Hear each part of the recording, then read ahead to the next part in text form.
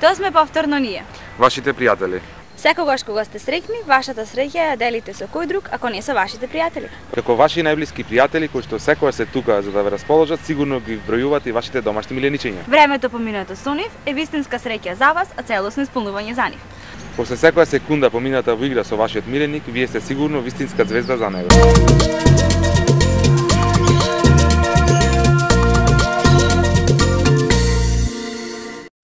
Кучињата се најживите станари во Белата куќа.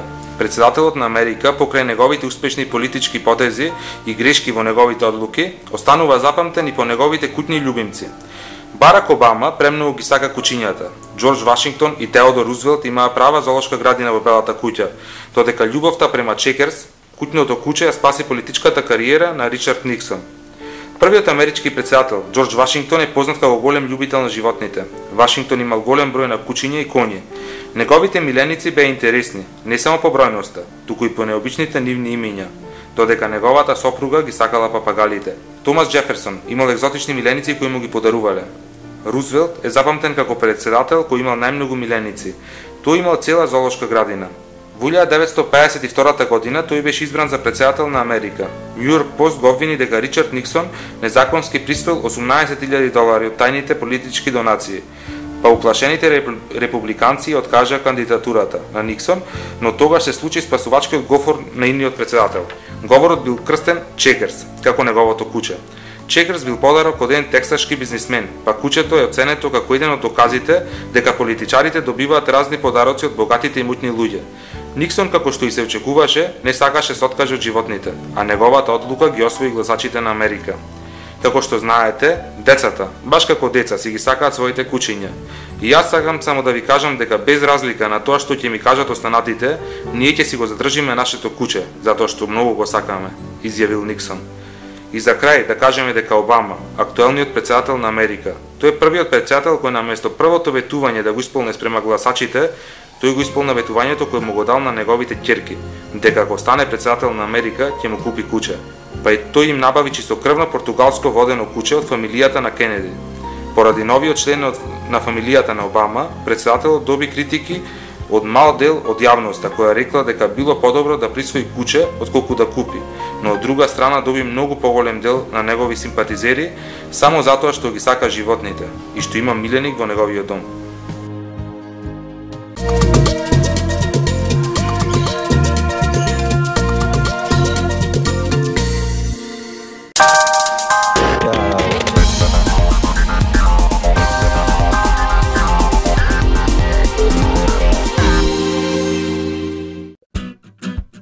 Madam, good morning. Cadê na UP?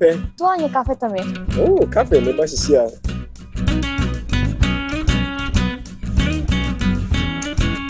Na zdravia kafe. Faleminderit. Madam, essa café nie é de onde? انتي راح اختاري تاتشيش. You like it? Nice. Na zdravia kafe. Elite kafe.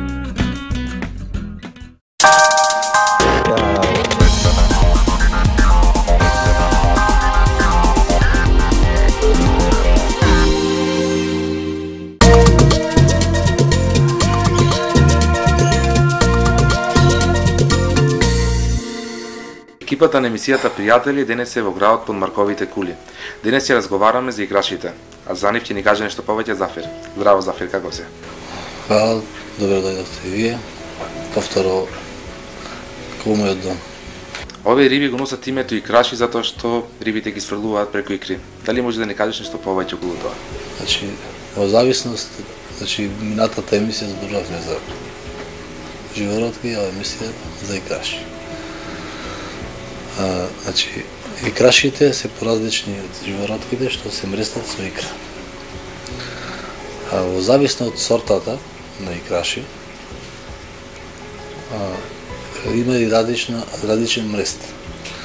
А има да речеме на заедничка работа со икрашите е што претежно икрашите ги чуваат своите малецки во зависност од речеме различно од живородките. Значи ги чуваат и ги гледат и ги пазат од другите врсти на риби да не ги да речеме наезди, да не ги изедат. Знаеме дека рибите се нежни и луѓето кои што ги огледуваат рибите треба да бидат внимателни со нив. Кажете ни на која температура треба да се чуваат? Да спомнам, значи прецизно за икрашите се гледуваат. Има икраши што можат да се гледуваат на 18-20 степени, има икраши што може да се гледуваат на 30 степени Целзиусови. Значи па може да се најде една заедничка оптимална температура, околу 24-25 степени, ама за мрестење си барат услови, значи секоја врста на икраш си бара посебна температура за мрестење. И услови, значи услови, хемиски услови на водата и температура на водата. Можем, ако сакате, да ви прецизирам, пример, различно, например, зебрите или кардиналите, да ги речем, не се кардинални неонка, туку се викат кардинали, значи се мрестат на 20 степени Целзиусови. Исто можат како икраши спаѓат и карасите. И рибите кои. Значи, тие се јапонски краб, кои, и што се чуваат во езерца, во фонтани. Значи, тие можат на пониска температура, значи, тие икраши. Значи, може да и на 15 степени Целзиусови. Значи, да се мрестат. А друга, значи, спротивна или контра на нив, да речем се, овие не се баш како тропски рибки, значи, овие се другите како пример за тропски рибки на повисока температура што се мрестат, се дискусите. Значи, тие се мрестат или да речем искалари. Се мрестат на 28-30 степени Целзиусови. Значи, секоја врста на икраш си има своји услови на мрестење. Водата покрај тоа што се филтрира, таа треба редовно да се менува. Ајде запознајте не со процедурата. Како да ви објаснам сега, значи најдобитно е по свое искуство што го наследив татко ми, за да се одржи хигиената во водата, во аквариумот, треба да се менува поначесто водата. Се не многу поначесто. Ја да го кажам често, значи јас ја менувам водата, односно дел од водата, значи не целосно. Значи на една недела до 2 недели, 1/3 до 1/2, значи може да се смени водата. Значи со тоа се помага во значи контрола на загаденоста на водата, контрола на химикалиите во водата, че се освежува самата вода и рибчината се чувствуваат повесели и поздрави со менување на водата. А во понови услови, значи во ова време на технологија, се употребуваат разни софистицирани и наречам алатки или опреми, значи со ионизатори, филтри специјални филтри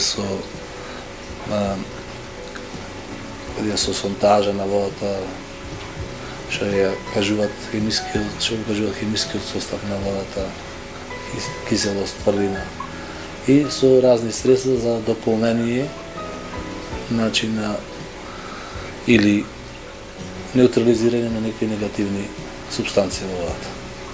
Колку им е животниот век на рибите и обично луѓето кои што за прв пат земаат риби во нивните домови има голема смртност. Дали може да ни кажете неколку совети? Барем да почнам со како совет што земат прв пат рибки. Ако ќе земат некои љубители кои ќе сакат да започнат со одгледување на рибка или чување, негување во својот дом, прво треба да имат спремно, значи живеалиште за таа рибка. Значи претходно треба да се спреми живеалиштето, значи аквариумот или куглата со престојана вода, со да се прилагоди температурата на водата, значи собна температура да биде водата, таа велика, да речеме 20 до 25 степени Целзиусови, за да може самата рибка што ќе ја земат од подавницата или некој што ќе му ја поклони, да се прилагоди на таа температура и таа температура нив му одговара. А не може, например, да се земи пред рибката, па после да се бара чаре да се стави најнаш. Значи таа риба доживува шок. Значи она е значи грешаваат, одма ја пуштат натре во таа значи во тој амбиент. И значи повторам, рибата доживува шок и не може да се прилагодува и умире. Рибките имаат век како од негде околу година и пол до кај негде 25 години старост.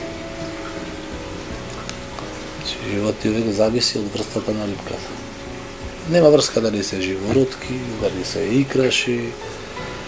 Значи самата врста стрикно во врстата на рибката. Значи можам да ви посочам дека најмала век, животен век има, да речем, кај нас гупите. Значи, ако таа врста и на живородка, ама не. А најдолг век има, како, значи, пример од икраш страна, е ботија макраканта, да речем Милискала ревидускус. Значи, ботијата макраканта може да достигне старост и, значи, во аквариумот, значи до 25 години. И на, да речем, големина должим до 40 сантиметри. Значи, во зависно, да ви кажем, значи, во зависно од врстата и староста. Кажете ми, кои болести најчесто ги зафаќаат икрашите и како можеме да интервенираме? Најчесто, значи, прво да не дозволиме да ватат болести. Како совет, пак ќе се вата на советите. Што тоа што превентива, откако ќе се земат рибките, пред да се види дали се како што треба, дали се ворат рибките. И да пазат да не се зарасат. Другите рибки, ако ги имате претходни рибки. А најчесто, значи, ако болест имате, ни да речем, претежно таа транспортна болест, ја викаат, што претежно тие се болести што многу му се менува од една продавница во друга, значи што се прекупуваат риби. На секој самата риба доживува еден стрес на организмот и му влијае еден паразит, бели точки ги викаат, тие ситни бели точки. Таа лесно и се лечи, ама и многу е опасна ако не се забележи во почетоците. Значи, да треба да се гледа прво од кај се зема рибката, дали се ворат рибките, значи симптоми дали има, дали се весели, дали се живи рибките, дали има некоја аномалија на своето тело. И може да се спрема болеста и да се интервенира, значи може да си прашат во продавниците, кај што се домашни беленици, кај што се продават. Значи за таа болест има, значи за секаква болест има секакви лекарства. Откако ќе се родат малите, на кој начин ние треба се грижиме за нив?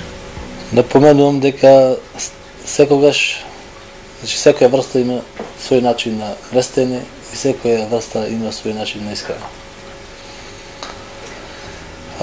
Ние можеме само да помогнеме во хранењето на малецките, значи во производство на некои такви ситни микроорганизми или набавка на некои храни за мали рибки. Иначе во самиот аквариум, значи за икрашите зборуваме, зависно од врстата и начинот на чување, значи грижливост на младите. Претежно се изгрижат за нив родителите. Значи има врсти на икраши што само се мрестат, вложуваат своите икри и се канибали. Значи и оно после мрестот, по неколку дена, се вадат од аквариумот и значи другата работа преостанува на акваристот. Значи, кој ќе да се измрестат, по извесен период, тие кој ќе направат форма на мало, миниатурно, ситно рибче, си барат храна. Ние треба се, значи, зависно од врстата и храната да ја погодиме за хранење на малите рибчиња. А има и други врсти на икраши, значи, што ги се грижат за своите мали. Претежно во речем и во животинскиот свет, ама и во светот на рибите, кај икрашите, мажјакот е тој што ја презема улогата на чување на своите мали. Женките секако е, речем, на фабрика за производство на икра за репродукција и се отстранува и мажјакот си презема улогата на заштити родите. Значи можам да напомнам кои се тие што ги чуваат, значи мажјаците што ги чуваат своите мали. Тоа се трифугастери, колиси, бета-борци и други, да речем, да ги набројам на повеќе врсти. Значи спомнав икраши што само ги се мрестат, икраши, значи што машкиот родител ги одгојува своите малецки и сега ќе напомнам икраши што се грижат, значи како родители, значи двата родители се грижат за своите мали, тоа се скаларите, дискусите, да ги напоменам, други врсти на циклиди, во некои дели афрички циклиди. Значи целосно ги гледат своите мали и ги пазат и ги заштитуваат.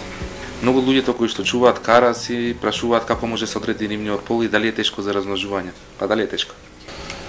Кај карасите не е баш лесно да се одреди полот.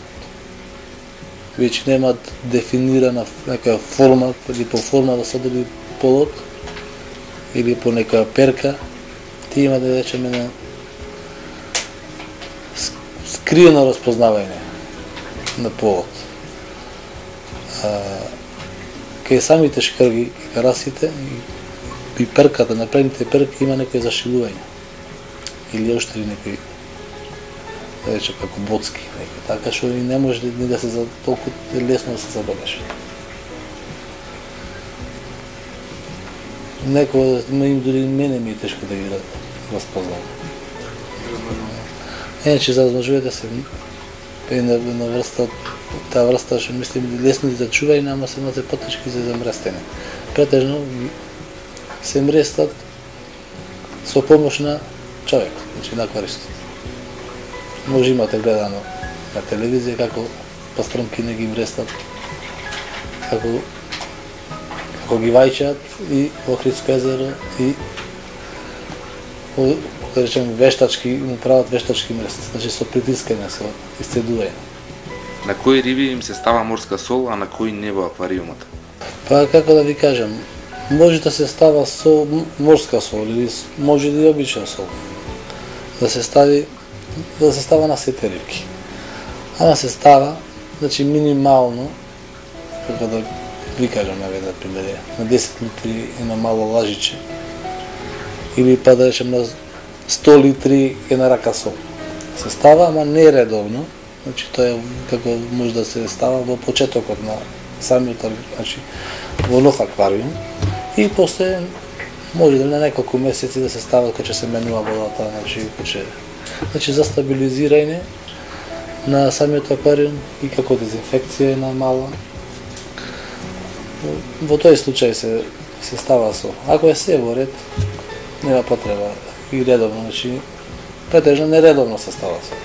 Дали препорачувате целосно или нецелосно менување на водата во аквариумот? Јас ви препорачал да се менува редовно вода, значи напоменато, значи од една недела до 2 недели, значи една третина до една половина вода.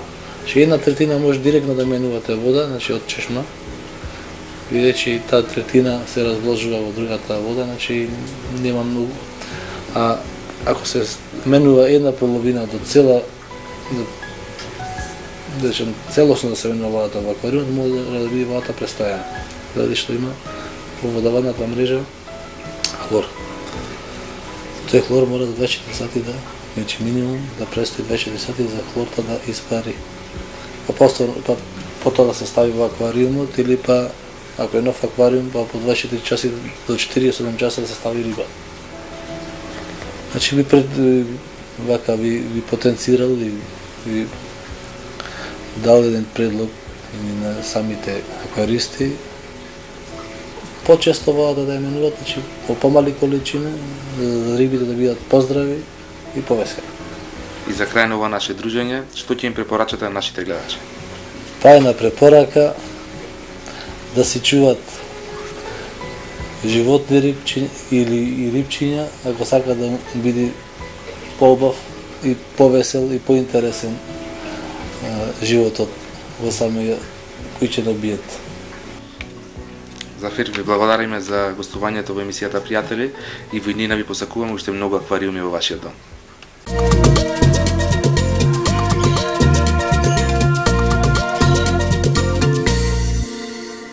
Во еден дом, недалеко од нашите простории, живееа што туку венчан пар. Тие се сложуваа многу убаво, но има еден проблем – немаа дете. Со секојдневни разговори, тие се одлучија љубовта која не можат да им ја дадат на детето, кое го немаат, да им му ја дадат на некој милениче. Па по долго размислување што да биде тоа, тие се одлучија да си вдомат малечко кученце. Откако си го зедоа, му го дадоа името Рики, па започнаа со заедничките долги прошетки, трчање по него додека им бегаше во некој парк или по некое друго куче. Им го штетуваше мебелот, баш сите оние работи кои би ги правил и едно малечко детенце, па тие беа пресреќни со тоа. После некоја година, девојката го израдува својот сопруг дека очекуваа дете. Тоа беше прекрасна новост и за двајцата. Откако се роди нивното дете Алексеј, тие станаа неразделни пријатели со Рики. Заедно ги делеа убавите и неубавите моменти, заедно се смееја и лаеја, плачеја, завиваја, но со текот на растењето ја делеа храната и креветот. Со еден збор, тие станаа неразделни пријатели.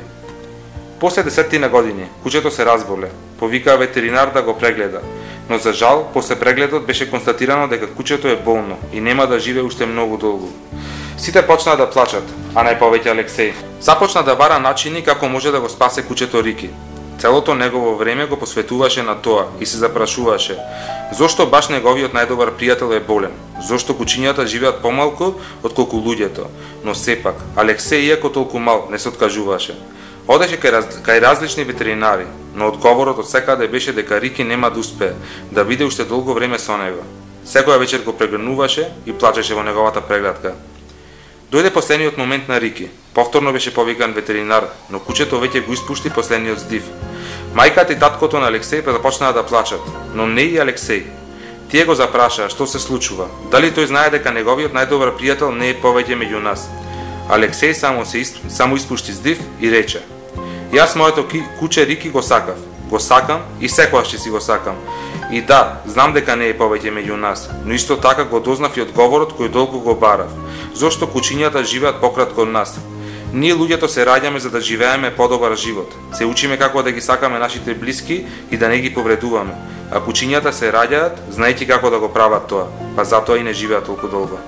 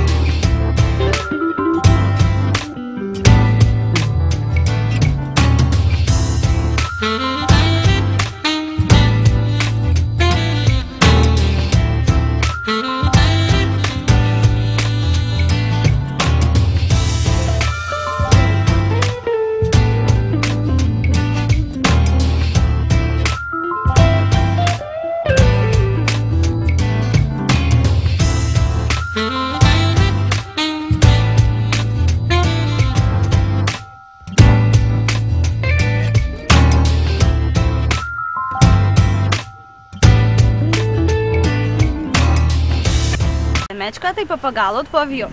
Папагалот и се обратил на стюардесата. Тимури, ајде донеси ми кикири. Зошто и се обраќаш така на стюардесата, не е убаво? А зошто да не даде отказ па да не избрка од авионот?